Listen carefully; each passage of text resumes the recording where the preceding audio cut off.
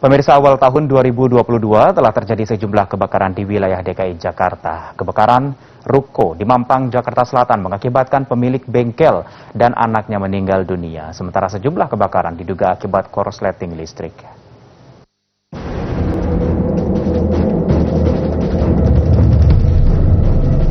Awal tahun 2022 telah terjadi sejumlah kebakaran di wilayah DKI Jakarta.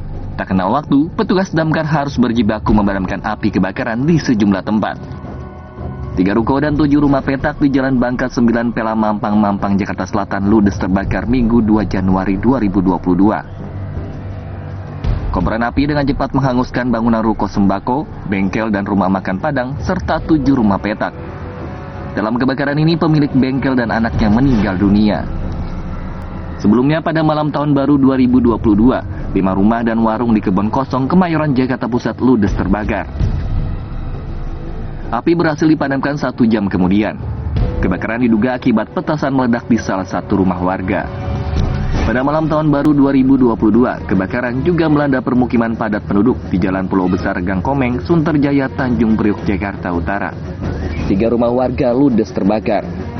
Dugaan sementara, kebakaran akibat korsleting listrik di salah satu rumah yang ditinggal pemilik yang merayakan malam pergantian tahun 2022. Sementara itu, pada Selasa 4 Januari 2022, belasan rumah warga di Bojong Kafling, RT 16 RW 04, Kelurahan Rawabuaya, Cengkareng, Jakarta Barat, ludes terbakar.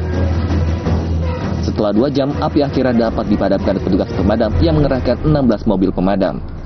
Api akibat korsleting listrik salah satu rumah warga. Rumahnya tingkat 2 lantai atasnya aja lotengnya itu tambah dari rumahnya susah sekali, jadi kita nggak tahu, jadi orang pun sudah nggak mampu lagi mengatas karena api itu langsung gede. Terjadi sumber api dari rumah kediaman Pak Yadi atau Santi dari korsleting listrik arus pendek. Rumah yang terbakar sementara teridentifikasi sekitar 15 rumah dan kerugian sekitar 450 juta. Selain kebakaran melanda permukiman warga, akhir-akhir ini sejumlah kendaraan bermotor roda 4 terbakar yang diduga akibat korsleting listrik pada bagian mesin. Tim Liputan, Jak TV.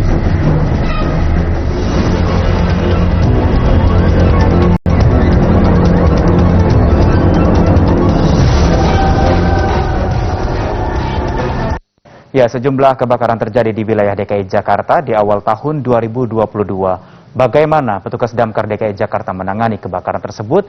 Berikut dialog selengkapnya. Pekan pertama 2022, sejumlah wilayah di Provinsi DKI Jakarta mengalami kebakaran. Pada tanggal 1 kita ketahui ada kebakaran di Kemayoran, Jakarta Pusat. Sedikitnya 20 rumah terbakar. Kemudian di tanggal 2 ada sebuah bengkel Jakarta Selatan terbakar. Kemudian di tanggal 3, puluhan kamar kos hangus terbakar di wilayah Tebet, Jakarta Selatan. Dan kemarin tanggal 4, ada belasan rumah di Cengkareng, Jakarta Barat juga terbakar. Nah, seperti apa kondisi saat ini dan bagaimana juga penanganannya dan apakah sebenarnya penyebab dari kebakaran yang sudah terjadi dalam 5 hari di tahun 2022? Pada kesempatan kali ini saya sudah bergabung dengan Kepala Dinas Penanggulangan Kebakaran dan Penyelamatan DKI Jakarta, Satriadi Gunawan, secara virtual. Apa kabar, Pak? Oh, baik Mbak, terima kasih. Sehat, Pak Satriadi? Sehat Mbak Priscilia, gimana, sehat? Sehat juga. Pak Satriadi, kita mau mengupdate Pak, ini dalam 5 hari terjadi kebakaran di wilayah DKI Jakarta. Ini seperti apa Pak Kadis? Boleh disampaikan, dijelaskan apa sebenarnya penyebabnya dan apakah benar ini karena sebagian besar akibat korsleting listrik atau seperti apa Pak? Ya, terima kasih.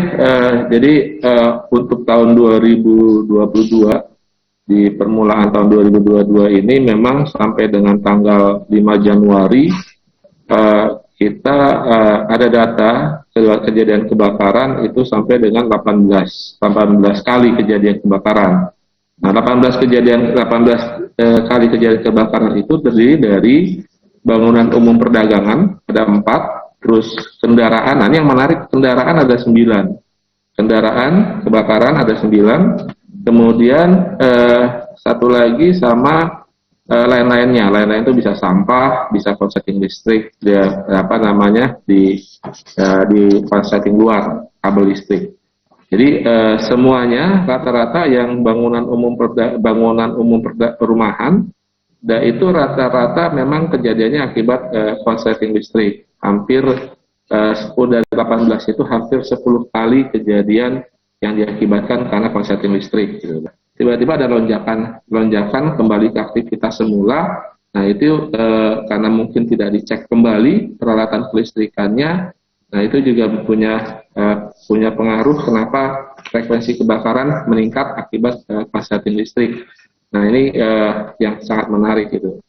Operasional kebakaran itu bagaimana kita mempercepat melokalisir lokasi kebakaran. Jangan sampai terjadi perambatan atau terjadi penambahan korban kebakaran atau korban jiwa atau harta benda.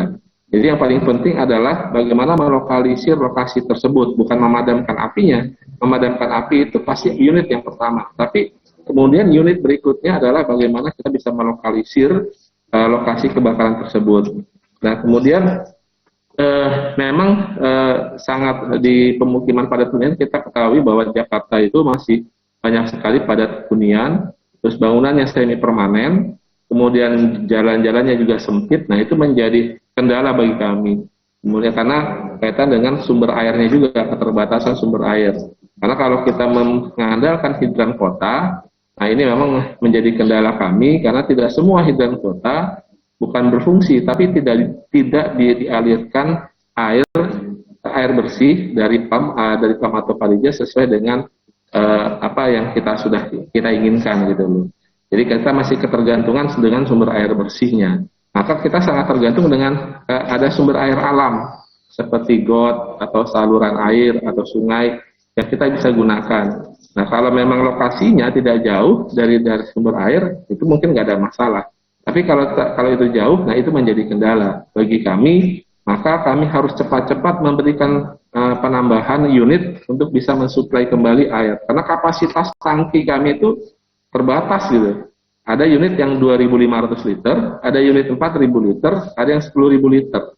Nah kemungkinan kalau yang 2.500 liter itu yang unit kecil yang bisa masuk ke dalam pemukiman yang padat hunian. Tapi permasalahannya keterbatasannya ini, keterbatasan kapasitas air yang kami bawa. Nah itu harus segera mendapat suplai air lagi dari unit yang akan harus datang secepatnya, atau mereka secepatnya mencari sumber air. Nah itu yang mungkin kendalanya. Kemudian yang kedua, yang tidak kalah penting pada saat menuju TKP.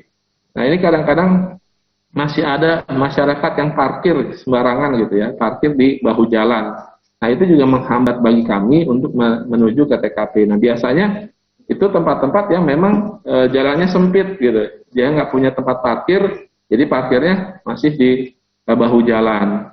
Nah itu juga menjadi kendala bagi kami. Kemudian portal-portal yang ditutup, nah itu juga menjadi penghambat juga bagi kami untuk menuju satu lokasi. Karena itu yang kita perlukan adalah respon time. Respon time kami itu sudah kita tentukan itu 15 menit. Dari kita terima berita sampai dengan menuju lokasi, sampai dengan keluar air, sampai dengan operasi. Jadi 15 menit kita sudah harus sampai di lokasi. Nah kenapa kok kebakaran besar baru pemadam datang? Nah itu yang kami butuhkan sebenarnya kecepatan informasi dari masyarakat. Makin cepat informasi dari masyarakat ke kami, maka saya yakinkan itu langsung kami tindak lanjuti, langsung kami kirim unit untuk segera menangani kebakaran tersebut. Ya saya berharap masyarakat juga dalam memberikan informasi harus benar gitu ya harus dan informasikan semua kejadian yang dibutuhkan, bukan hanya kebakaran tapi semua yang kaitan dengan bantuan kebencanaan itu ke call call 112. Call 112 itu tanpa pulsa, tanpa tanpa sinyal, itu bisa langsung ke 112. Karena masih banyak sekali masyarakat yang datang ke pos gitu loh. Nah, dari TKP ke pos aja butuh waktu gitu. Kalau misalkan dia bisa nelpon langsung ke 112, mungkin informasinya akan lebih cepat lagi. Jadi memang perlu terima kasih JTV sudah bisa sekaligus saya bisa menyampaikan, menginformasikan kepada masyarakat DKI Jakarta apabila terjadi kebutuhan kaitan dengan kebencanaan atau apapun itu, segera hubungi 112. Itu aja, Mbak. Oke, baik. Nah, itu langkah saat penanganan dan kejadian. Kalau untuk pencegahannya seperti apa, Pak Kadis? Apakah dilakukan pemetaan wilayah dan apakah diadakan sosialisasi? Boleh seperti apa program kerja dari Damkar untuk 360 hari ke depan, Pak?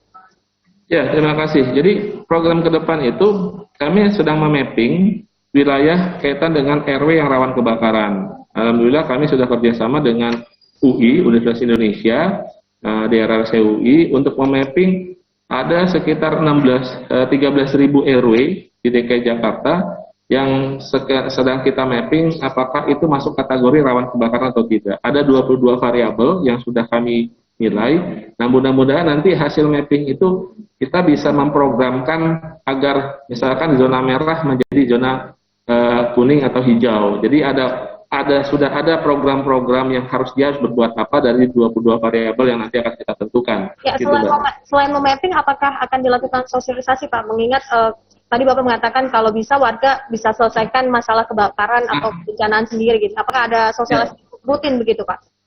Betul. Nah, untuk langkah-langkah ke depan pun bukan hanya mapping juga, kita juga merencanakan membentuk relawan kebakaran. Nah, adalah Redcar, karena kita tahu bersama bahwa api itu nggak langsung besar, api itu pasti kecil dulu. Nah, pada saat kecil itu yang adalah masyarakat.